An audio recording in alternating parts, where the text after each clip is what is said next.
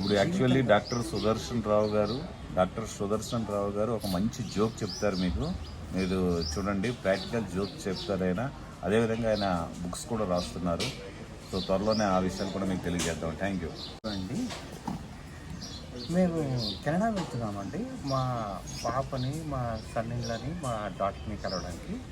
ఆ ప్రాసెస్లో మాకందరూ ఏమి అడ్వైస్ ఇచ్చారంటే, ప్రతి పార్ట్ మీ బాడీలో అన్నీ చెక్ చేయించుకోండి, అన్నీ సెటరైట్ చేసుకుంటామని చెప్పారు. ఇన్ ద ప్రాసెస్ ఏంటంటే ఈఎన్టీ స్పెషలిస్ట్ని కూడా కలవమని చెప్పారు. ఈఎన్టీ స్పెషలిస్ట్ దగ్గరికి నేను మా మిసెస్ కలిసి వెళ్ళాము.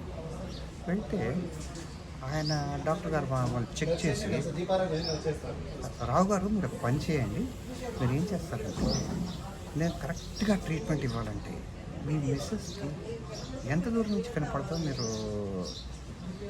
పరీక్ష చేసి చెప్పాలి నాకు. సరేనండి అని చెప్పేసేసి నేనేం చేశానంటే, నిన్న సాయంత్రము మా మిస్సెస్ కిచెన్లో ఏదో వండుతుంటే నేను టెస్ట్ చేయాలి కదా అని చెప్పేసి ఒక 15 అడుగుల దూరం నుంచి, శశి వాళ్ళు ఏం వండుతున్నావు డిన్నర్కి అని అడిగాను. రిప్లై లేదు. మళ్ళీ ఇంకొక 10 అడుగులు, అంటే ఒక్కొక్క 5 అడుగులు తక్కువ, 10 అడుగులు వెళ్ళేసేసి మళ్ళీ అదే అడిగాను, సాయంత్రం భోజనానికి ఏం వండుతున్నావు అనేసి. అయినా రిప్లై లేదు. ఒక 5 అడుగుల దూరం మళ్ళీ దగ్గరికి వెళ్ళి అడిగాను, అయినా రిప్లై లేదు. ఇంకా నేను ఉండబట్టలేక తన వెనకాలకి వెళ్ళిపోయి నిలబడి, శశి వాళ్ళు రాత్రి భోజనానికి ఏం వండుతున్నావు అని అడిగాను. అంటే సీరియస్గా తన ఎడక్కి తిరిగి చూసి, ఈ విషయం మీకు 4 సార్లు చెప్పాను, ఇప్పటికే నూడిల్స్ వండుతున్నాను అని చెప్పేసి అన్నాడు. అంటే ఇది నాకు వినపడలేదు, నేనే చెక్ చేయించుకోవాలి ముందు అని చెప్పేసి. ఆ తర్వాత నేను మధ్యాహ్నం నిన్న నాకు మా ఆవిడకి చిన్న ఆర్గ్యుమెంట్ జరిగిందండి. అంటే పని పట్లేదు, రిటైర్మెంట్ అయితే ఆర్గ్యుమెంట్లో ప్రతి భార్యాభర్త కొన్ని గంటలు ఎడమొహం పడమొహం పెట్టుకుంటారు, దూరం ఉంటారు. సో నాకు జవాబు చెప్పట్లేదు అనే ఉద్దేశంతో నేను అనుకున్నాను.